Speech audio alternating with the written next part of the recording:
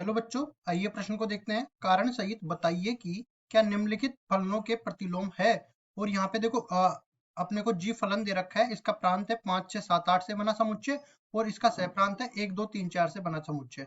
जहाँ पे जी फलन इस तरह से परिभाषित है, इसके क्रमित युग्म मतलब अवयव दे रखे हैं 5 4 6 3 7 4 और 8 2। अब देखिए प्रश्न को हल करने से पहले मैं मुख्य अवधारणा की चर्चा कर लेता हूँ। मुख्य अवधारणा, तो यहाँ पे मैं एक चीज लिखता हूँ कि कोई भी फलन हो उसका प्रतिलोम परिभाषित होने के लिए दो शर्तें आवश्यक है। लिखते हैं किसी भी फलन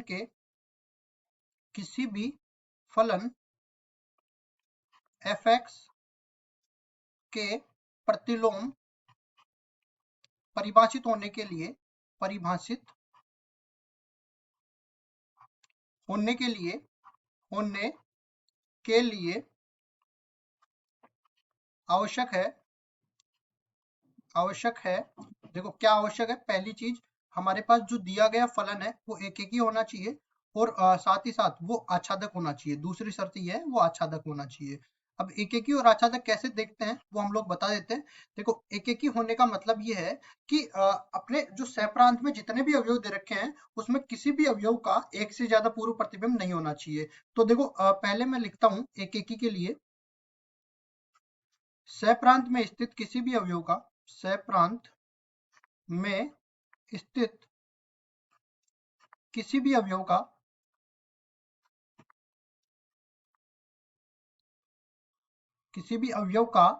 प्रांत में अद्वितीय पूर्व प्रतिबिंब होना चाहिए। अद्वितीय पूर्व प्रतिबिंब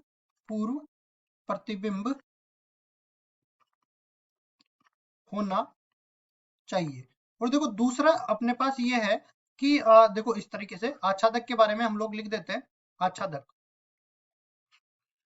के बारे में इस तरह से लिखते हैं कि सहप्रांत में स्थित हर एक अवयव का पूर्व प्रतिबिंब होना चाहिए। सहप्रांत में स्थित सभी अवयवों का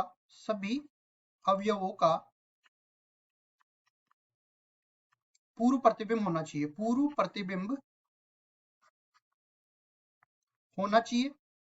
अब देखो इसको इस तरह से समझो कि जब भी हम लोग किसी फलन की बात करते हैं ना तो हम लोग बोलते हैं कि प्रांत के हर एक अवयव का प्रतिबिंब मिलना चाहिए और साथ ही साथ अद्वितीय प्रतिबिंब मिलना चाहिए। तो इसको भी उल्टा समझ के पढ़ो कि जब हम प्रतिलोम फलन बनाएंगे तो उल्टा मतलब जो इसका परिसर है वो इसका प्रांत बन जाएगा और जो इसका प्रांत है वो इसका परिसर बन जाएगा। ठीक है, तो अब देखो जो अपने को फलन दिया गया है उसमें हम लोग लिख लेते हैं। सबसे पहली चीज, जो जी फलन दिया गया है उसका प्रांत तो दिया गया है 1 2 3 4 से बना समुच्चय।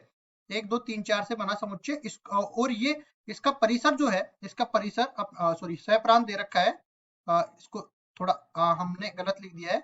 इसको इस तरह से मान लो, मैं यहाँ पे इसको हटा देता हूँ समुच्चय को और मैं मान के चलता हूँ कि अपने पास जो फलन है वो ए से बी में परिभाषित है। अब देखो ए को मैं लिख देता हूँ यहाँ पे 5 6 7 8 से बना समुच्चय और साथ ही साथ बी को भी मैं यहाँ पे लिख देता हूँ बी बराबर में 1 2 3 4 से बना समुच्चय। ये मैंने डाल दिया यहाँ पे। अब इसके बाद में देखिए यहाँ पे इस तरह से लेके चलता हूँ कि ये सारे में अवयव पहले तो मैं समुच्चय इस तरह से बना लेता हूँ। ये 5 6 7 और 8 और दूसरे में हम लोग बना लेंगे इस तरह से 1 2 3 4। अब किस तरह से परिभाषित है, ये देखो ए है ये बी है। अगर मैं ए से बी में जाता हूं तो एक फलन परिभाषित है जी। अब ये देखो कैसे संबंधित है अपने पास, देख लेते हैं। 5 से 4 संबंधित है। ठीक है, 5 4 से संबंधित है इस तरीके से।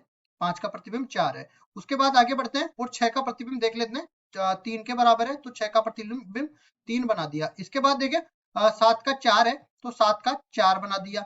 उसके बाद आगे बढ़ते हैं और यहाँ पे देखेंगे 8 का 2 है तो 8 का 2 हो गया। इस तरह से अपने पास बन गया। अब देखो एक एक चीज तो मैंने बोला कि यहाँ पे आच्छादक नहीं है ये, क्योंकि यहाँ पे आप देख सकते हो कि एक अपने पास सहप्रांत में ऐसा अवयव है जिसका कोई भी पूर्व प्रतिबिंब नहीं है तो आच्छादक नहीं है। और दूसरी चीज, यहाँ पे जो 4 है इसके एक से ज्यादा पूर्व प्रतिबिंब है तो ये एक एक की भी नहीं है। अब ये एक एक की भी नहीं है और आच्छादक भी नहीं है तो मैं कहूंगा इसका प्रतिलोम परिभाषित नहीं है। प्रतिलोम परिभाषित नहीं है। और देखो यहाँ पे मेरे को इतना ही सिद्ध करना था कि ये प्रतिलोम है या नहीं है और कारण सहित बताना था। तो यही हमारा उत्तर है। आशा करता हूँ ये सवाल आपको समझ में आया होगा। धन्यवाद।